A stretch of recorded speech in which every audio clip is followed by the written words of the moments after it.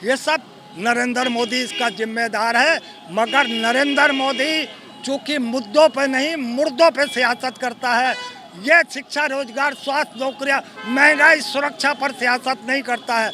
और प्रधानमंत्री जी से कि हिंदू और मुसलमान सबको एक होकर और जो है ये संविधान की लड़ाई है, देश की लड़ाई है, भाई बंदगी की लड़ाई है। मानसिकता का देश की स्थिति जब बंट गया वहाँ पर, तो बंटने के अनुसार विश्व की संगठन में लोग जाते हैं, देश के हमारे प्रधानमंत्री, कानून मंत्री जाते हैं, तो क्या कर रहे हैं लोग? हिंदुस्तान की माटी हमारी वतन है, हम अपने वतन के लिए सर नहीं झुकने देंगे। और पाकिस्तान में अगर कोई अन्याय हो रहा है उसको ईंट का जवाब पत्थर देना चाहिए। ये रिश्ता क्या कहलाता है नरेंद्र मोदी? देश की जनता को बताओ। साल भर से जो उसका लालन पालन कर रहे हो, ये रिश्ता क्या कहलाता है? रह गया सवाल, आज ही जगह पे मोदी जी से हम मांग करते हैं कि इसकी गंभीरता से जो है अपने संज्ञान में लीजिए। और हिंदू, मुसलमान, सिख, ईसाई, ये केवल खाली बांग्लादेश हमारा दुश्मन है, ये हिंदुस्तान हमारा वतन है। हम अपने वतन के लिए मिट जाएंगे। हम रोज़ काल आपस में हिंदू मुसलमान लड़े वो अलग की बात है, बाकी जहाँ पर देश का सवाल है वहाँ पर हिंदू, मुसलमान, सिख, ईसाई सबको एक घाट खड़ा होना चाहिए। आज अगर देश के प्रधानमंत्री माननीय योगी जी होती तो अब तक जो है बांग्लादेश उड़ गया होता। ये क्षमता जो है किसी में, वो योगी आदित्यनाथ जी में ही है। मैं उनसे भी मांग कर रहा हूँ, मुख्यमंत्री जी से और प्रधानमंत्री जी से, कि हिंदू और मुसलमान सबको एक होकर और जो है ये संविधान की लड़ाई है, देश की लड़ाई है, भाई बंदगी की लड़ाई है। हिंदुस्तान की माटी हमारी वतन है, हम अपने वतन के लिए सर नहीं झुकने देंगे। और पाकिस्तान में अगर कोई अन्याय हो रहा है उसको ईंट का जवाब पत्थर देना चाहिए। कहाँ जा रही है लोगों की मानसिकता?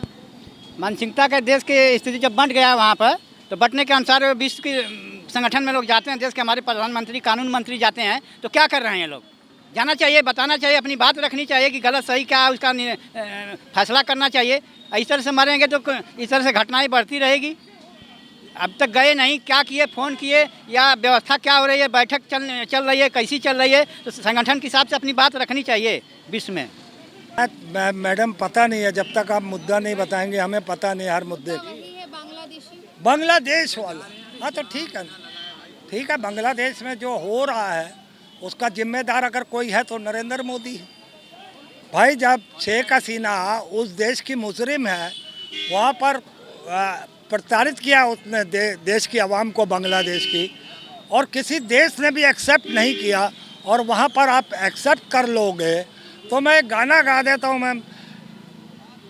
ये रिश्ता क्या कहलाता है नरेंद्र मोदी? देश की जनता को बताओ। साल भर से जो उसका लालन पालन कर रहे हो, ये रिश्ता क्या कहलाता है?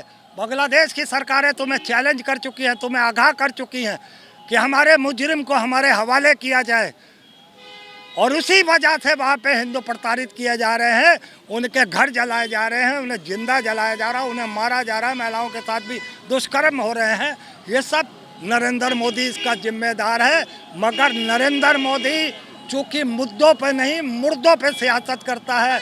ये शिक्षा, रोजगार, स्वास्थ्य, नौकरियां, महंगाई, सुरक्षा पर सियासत नहीं करता है, ये मुर्दों पे सियासत करता है। ये मंगलसूत्र, ये हिजाब पे सियासत करता है, ये तुम्हारी बेटी को उठा ले जाएंगे, ये रोहिंग्या मुसलमानों पे सियासत करता है।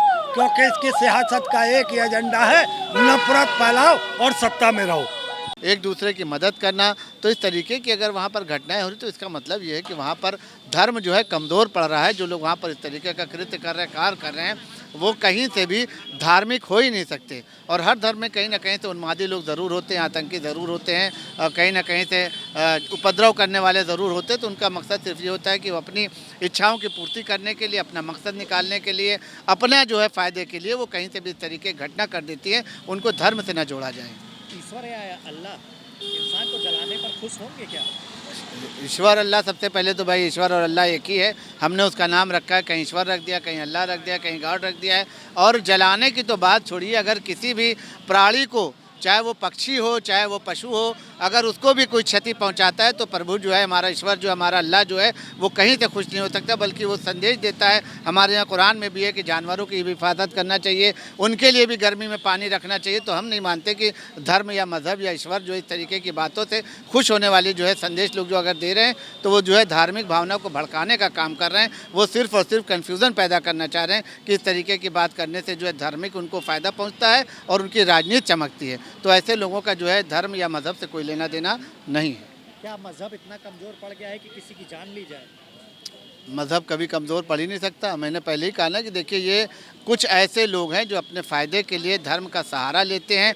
जहाँ पर भी एक समुदाय के लोग ज़्यादा होते हैं, वहाँ पर इस तरीके की घटनाएं होती है। जहाँ पर इस तरीके के लोग कम होते हैं, उनके साथ ये घटनाएं होती हैं। तो आप इसका मतलब समझ सकते हैं कि ये राजनीति है। जिस तरीके से राजनीतिक वजह सारी बातें की जा रही हैं, बहुत अच्छी तरीके से पूरे विश्व को मालूम है कि इस तरीके की घटना करने वाले लोग जो हैं वो धार्मिक नहीं हो सकते। वो सिर्फ और सिर्फ अपने फ़ायदे और मफाद के लिए, अपने को मजबूत करने के लिए, अपनी राजनीति चमकाने के लिए इस तरीके की घटनाएँ करते हैं। उनके लिए जो है आम बात होती है किसी की हत्या करना, किसी की जान लेना। इस्लाम, मज़हब, धर्म कहीं से भी इन चीज़ों का समर्थन नहीं करता है। क्या किसी भी देश में अल्पसंख्यक होना अपराध हो गया है? लग तो यही रहा कि किसी भी धर्म में, किसी भी देश में इस तरीके की बातें हो सकती है, लेकिन अल्हम्दुलिल्लाह हम लोग हिंदुस्तान में रहने वाले हैं और अल्पसंख्यक समझते हैं। हमें नहीं लगता कि हर मुल्क में इस तरीके की बातें हो सकती हैं। हाँ, कुछ एक देश ज़रूर है जिसमें पाकिस्तान है, बांग्लादेश है, हमारा नेपाल भी है, जहाँ पर भी जो अल्पसंख्यक समुदाय के लोग, अल्पसंख्यक लोग हैं, उनके साथ इस तरीके की घटनाएँ ज़रूर घटती है, जिससे ये मैसेज जाता है कि वहाँ पर जो अल्पसंख्यक हैं उनके साथ कहीं ना कहीं दुर्घटनाएँ हो रही हैं।